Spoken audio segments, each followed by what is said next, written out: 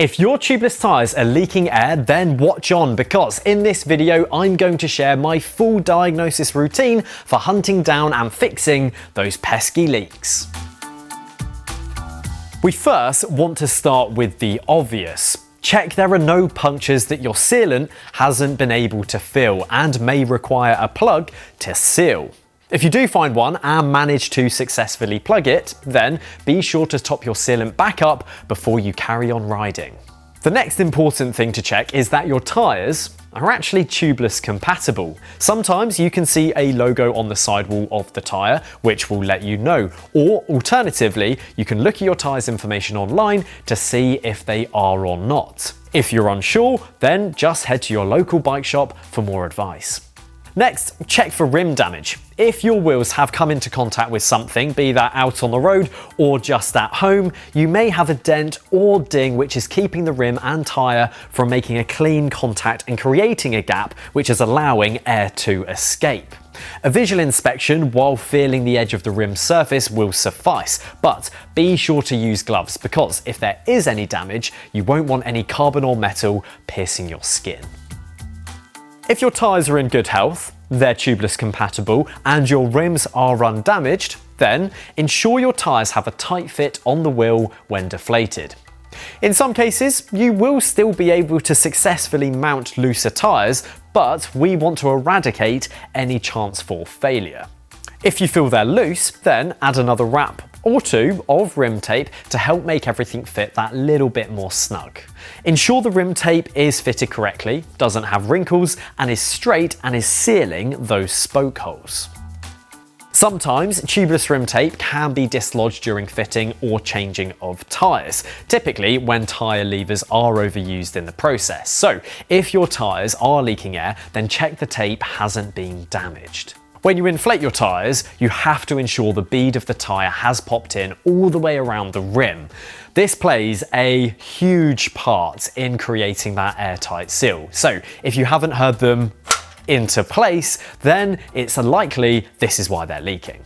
Using a high volume track pump, compressor, or even something like an air shot can be a really good way to deliver the amount of air volume needed quickly enough to get the tyre to seat. If you're replacing tyres, then there's a good chance there's going to be a buildup of old sealant gunge stuck to the inside of the rim. So, before fitting your new ones, take the time to clean all of this off. It can be a bit arduous, but time spent here is time saved in the future. Plus, who wants to be carrying around all that extra weight? It can be wise to refresh your rim tape at this point too. If you notice any damage or sealant making its way underneath the tape, then now is the best time to replace it. The key thing is, you don't want any old sealant left on the inside or on the top of the rim. You need that interface to be clean.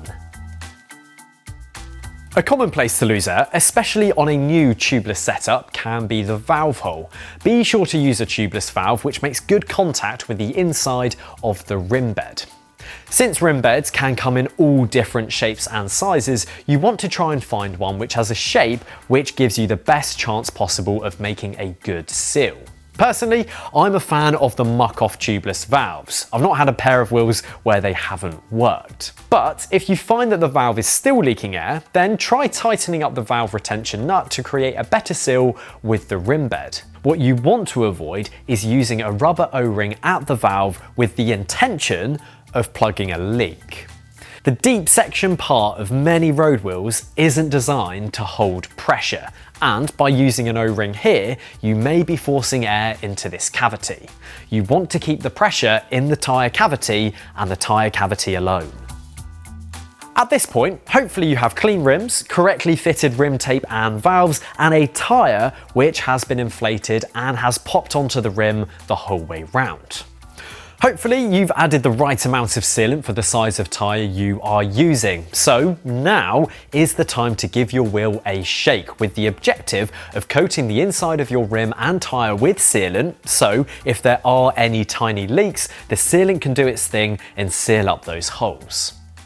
Simply spinning the wheels isn't good enough, as it will just send the sealant into the outermost edge of the tyre. What we want to focus on is where the tyre meets the rim, so Hold the wheel level with one side slightly dropped and slowly work your way around, shaking the wheel to ensure the sealant is getting nicely sloshed up inside the tyre. At this point, if you are still experiencing leaks, then consider using a different sealant. Some sealants are thicker and can plug bigger holes and faster. Personally, I've always had luck with Circulate Sealant, Stan's Race Sealant and Orange Seal. If you find your tyres are leaking air after they've been fine for a while, then do ask yourself if the sealant itself needs topping up or replacing. If you've had a puncture and lost a lot of sealant, then this will need to be topped back up. Or if left for too long, sealant will naturally dry up inside the tyre. You can read on the side of the sealant bottle how often each manufacturer recommends you replace it. Lastly, if you don't believe the sealant is the issue, then it could just be worth trying a different set of tyres. Let me know down below though if you have any other smart ways to stop leaky tyres. And if you have any questions, then drop them down below and I'll do my best to answer them.